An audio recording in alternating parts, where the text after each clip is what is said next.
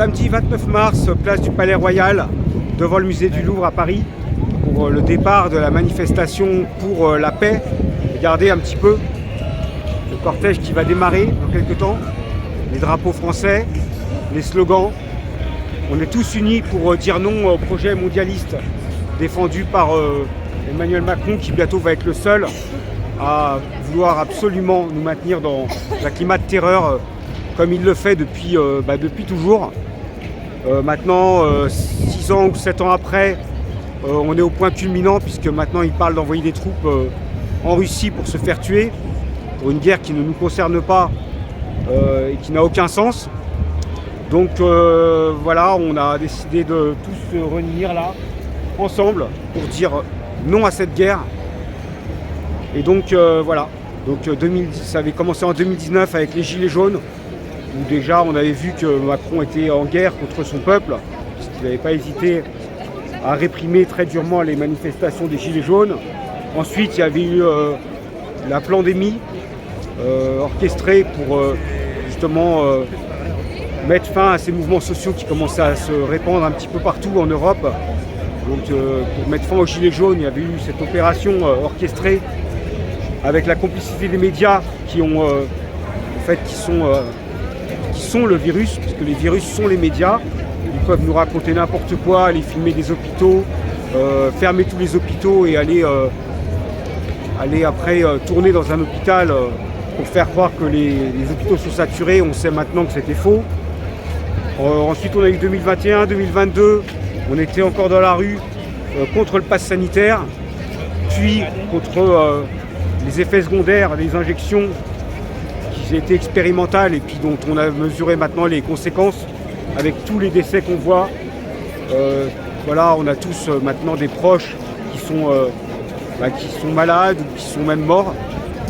Maintenant, après, il y a eu 2023, c'était les retraites, ça encore, c'était le projet mondialiste via l'Europe. On était dans la rue pour les retraites.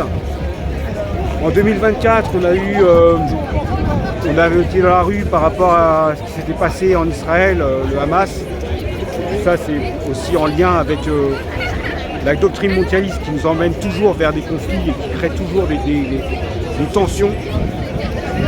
Maintenant, en 2025, eh bien, on est de nouveau là pour dire non à ces cinglés qui veulent absolument envoyer les autres au casse-pipe.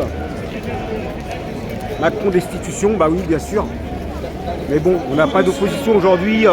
Les seuls mouvements d'opposition qu'on a aujourd'hui, ce sont les Patriotes et puis l'UPR avec François Asselineau. Les deux seuls mouvements qui agissent concrètement en faveur de la paix pour nous faire sortir de cette mafia qui est devenue l'Europe. Voilà. Donc regardez, il y a un monde fou aujourd'hui, c'est magnifique. Voilà. Toute leur propagande absolument abjecte qui vise à vendre des canons et à saigner notre peuple. Bien sûr, il n'y a aucune caméra des médias mainstream. J'ai vu Ils tiennent par la corruption. Ils tiennent par Mike Borowski là tout à l'heure de GPTV, il y a quelques médias indépendants. Bien sûr, les médias sont pas là. On est obligé de filmer nous-mêmes avec des perches.